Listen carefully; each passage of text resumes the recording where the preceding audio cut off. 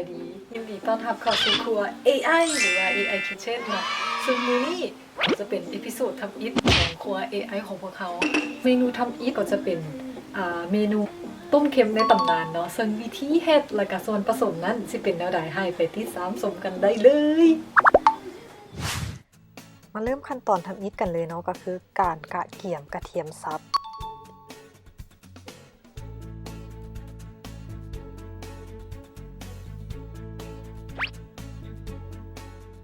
ขั้นตอนต่อมาแม่นขั้นตอนการเตรียมหมู3ชั้น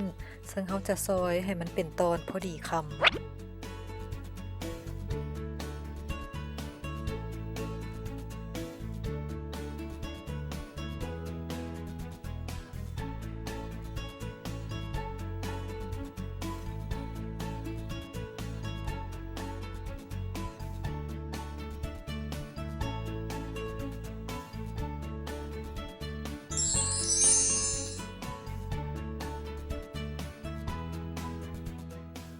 สำหรับไข่ต้มให้สุกปอกเปลือกแล้วพักไว้ในถ้วยก่อนสำหรับผักกาดเขียวแมนให้ล้างน้ำแล้วซอยให้เป็นตอนพอประมาณ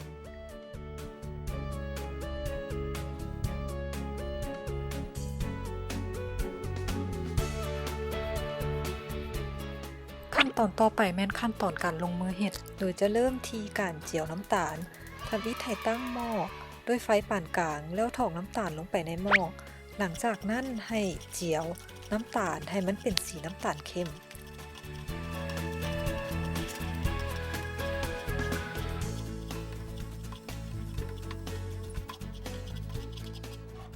หลังจากที่เจียวน้ำตาลจนเป็นสีน้ำตาลเข้มแล้วให้ทอกผักเทียมซับที่เขาเตรียมไว้ลงใส่หม้อแล้วเจียวต่อไปกับน้ำตาลได้เลย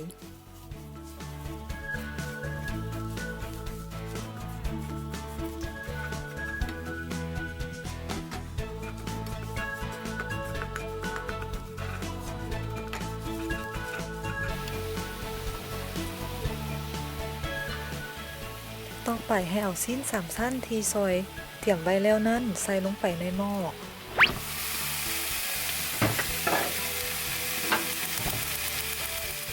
หลังจากนั้นคนเพื่อให้น้ำตาลซึมเข้าไปในสิ้น3ชั้น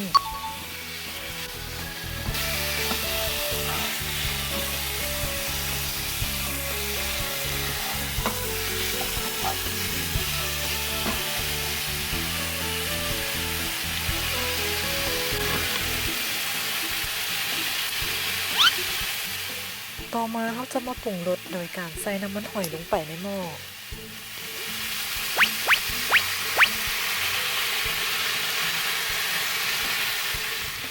หลังจากนั้นให้คนเพื่อให้น้ำมันหอยซึมเข้าไปในสิ้น3ชั้น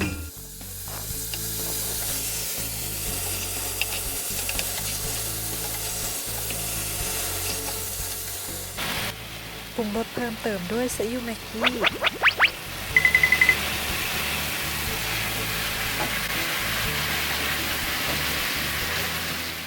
หลังจากนั้นให้เติมน้ำ1 ถ้วยน้อย2 ถ้วยน้อย3 ถ้วยน้อย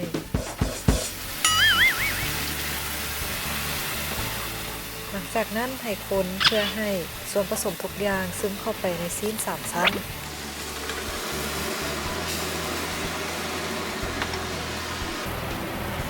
นำไข่ต้มซุปที่เตรียมไว้ลงใส่หม้อ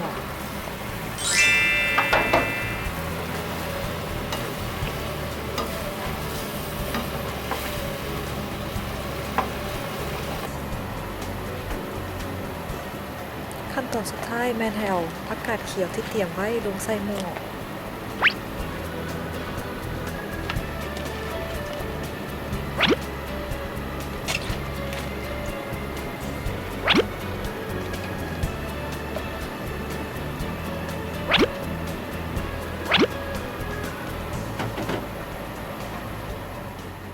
หลังจากนั้นปิดฝาแล้วต้มจนผักสุก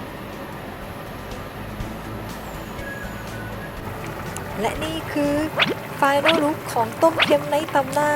น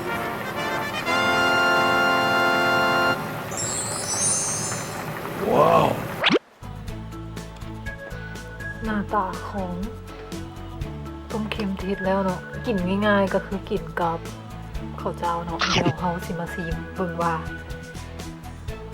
เฮ็ดแล้วรสชาติสิเป็นยังไงเนาะเฮ็ดแล้วเป็นแล้วเนาะสำหรับต้มเค็มวันนี้เฮามาซีมเบิ่งว่ามันสิเป็นแนวใด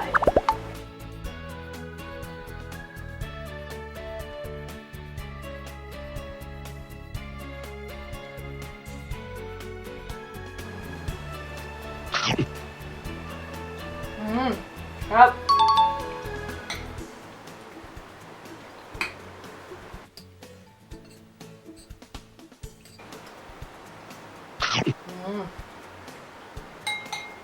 ครับ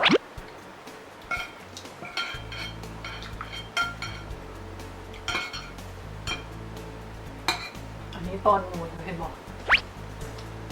มันมีคอลลาเจนทั้ง3สั้นเนาะหมดเลยไดเอทของคอยค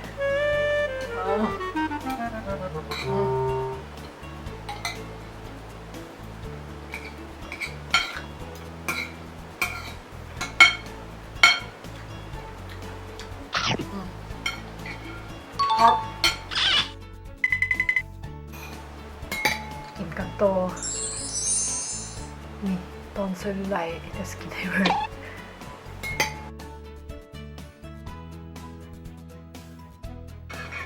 คำนี้เนาะ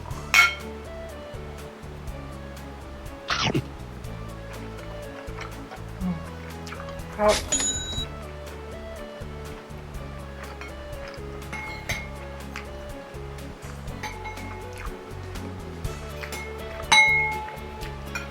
มันนี่ไข่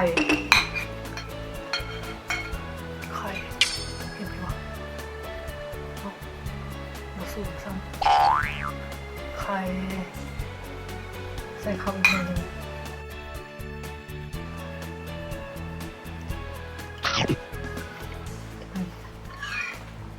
ครับแซ่บ